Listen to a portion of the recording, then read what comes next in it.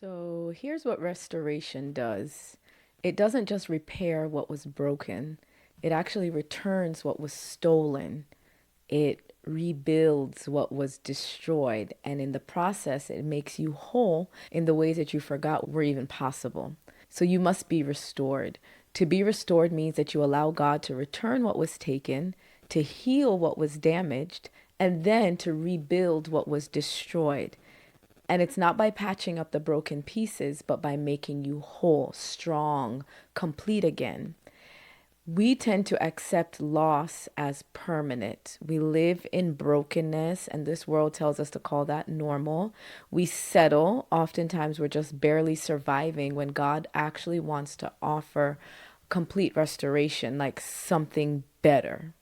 God promises us in Joel chapter 2, verses 25 and 26. He says, I will repay you for the years that the locusts have eaten, the great locust, the young locust, the other locust, and the locust swarm, my great army that I sent among you. He says, you'll have plenty to eat until you are full, and you will praise the name of the Lord your God, who has worked wonders for you. Never again will my people be ashamed. I will repay you for the years that the locusts have eaten. Notice that it's not, I will help you move on from what you have lost, or I'll give you something different to replace it. I will repay what the locusts have eaten. God is in the business of restoration. He gives back, He returns, He rebuilds. So all the years that the enemy stole, God repays them. The time that you thought was wasted, God will redeem it. Everything that was destroyed, God will restore them. I took note today for the first time of these different types of locusts: the great locust, the young locust, the other locust, and the locusts that swarm. And I just see comprehensive. It's very detailed. God isn't vague about what He's restoring. He knows exactly what's been taken from you, every loss. He remembers every attack, and He's committed to restoring all of it. And then there's a promise that's right there in plain sight. He says, you will have plenty, plenty until you are full. So that means you won't just get back what you lost, you will have abundance, that you will have more than enough. And when God restores you, when God repays what was stolen, you will praise Him because you will recognize it as a wonder. God has a way of restoring where you know that it's not luck. You know that it's not coincidence. You'll know that it is God who worked a miracle in your life. And then the final piece of that verse says, never again will my people be ashamed. So restoration doesn't just fix what was broken. It comes in and it removes the shame that is often attached to brokenness. It lifts the disgrace off of you. It restores your dignity and your honor and your right standing. And so you're not just functional again, you are whole again, because your God is a restorer. It's in His nature. God doesn't just create, He recreates, He rebuilds. He doesn't write people off as too broken or too damaged or too far gone. No, your God specializes in restoration. And the thing in your life right now that looks irreparable to you is very much repairable to Him. What looks like permanent damage to you is temporary to your God. Every single thing that you may have accepted as a loss, God sees it as something that He's about to restore. The question is, will you trust Him? And can you wait on Him to do that? Restoration with God does not take you back to where you were. Catch it. Restoration with God propels you beyond where you thought you could go. Literally, it's like God says, watch me work. Because His restoration isn't just about recovery, it's about advancement. God doesn't just want to patch you up and send you back to the same place. No, when He restores you, He's going to launch you into something that is greater.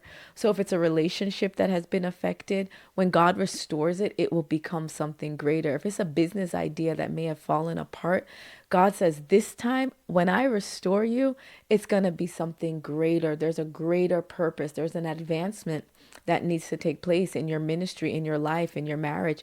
It just has to happen. The enemy's job is to attack, and the attack has to be to kill, to steal, and to destroy you. But God will use every single attack and plan of the enemy to position you for promotion. And so what happens is what was meant to actually end you becomes the setup for your next level. Thank you, Lord. And so Joel says, when God is done with you in this season, you will have plenty to eat. You will eat until you are full. That is abundance language. That is overflow language. God doesn't just restore you to barely enough. He restores you to more than enough. He's not just going to give back what was stolen, and that would be enough for some of us, Lord Jesus, but he will give back with interest. God multiplies. God overcompensates for his children because that's just who he is. When it came time to love us, and to redeem us, he didn't just send any, he sent his only begotten son because that's who he is. There is no situation, I want you to hear me well. There is no situation that you're facing right now that is too damaged for the grace of God to reach. It doesn't matter how shattered your life is, God can restore. There is no loss that you face that is too great that he's not able to repay. And so I don't know what it is today that you may have written off as lost, that God actually wants to restore. What did the locust eat? What years has the enemy stolen from you? What joy was taken? What hope was destroyed? What are the relationships that were damaged? What calling has been derailed? Is it a passion that has been buried? Whatever it is, name it, because God wants to restore it. He wants to repay it, and he wants to give it back stronger and fuller and better than it was before. God promises you and me that never again will my people be ashamed. Restoration will come and it will remove disgrace. It will lift the shame. God will vindicate you. And the people who counted you out will see that God will restore you and they will know that it was God. The enemy that attacked you will see that God will repay what he stole and he'll know that he lost. And your story is not going to end in loss. You will not be destroyed. You will be restored. And that restoration will be a testimony to the faithfulness of your God. So, Father, today we thank you that you're the God of all grace. You're the God who restores. And I bring everything that the locusts have eaten, the wasted years, the stolen joy, the damaged relationships, the loss that your people have experienced, the broken dreams, the living like we are destitute and at the end of our ropes. You are a restorer.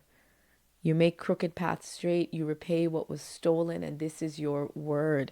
And so today we trust you that your people will be restored, not just brought back to where they were, but that you will go above and beyond, that your character is one of faithfulness, and that faithfulness will be demonstrated in our lives.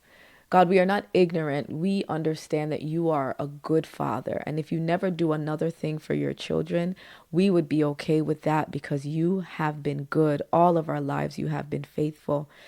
And in saying that, Lord, you are faithful to your word. And so if locusts have eaten, whether they are great, local, big, small, other locusts, swarming locusts, flying locusts, whatever those things represent in the lives of your children, your word says that you will restore everything that the locust tried to attack. And so we stand on your word today and we thank you in advance, God, for your complete restoration.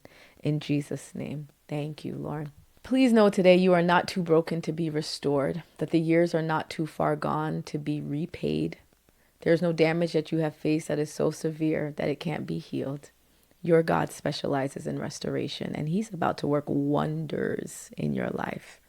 Expect it, believe it, cooperate with God, and just get ready to praise him for it.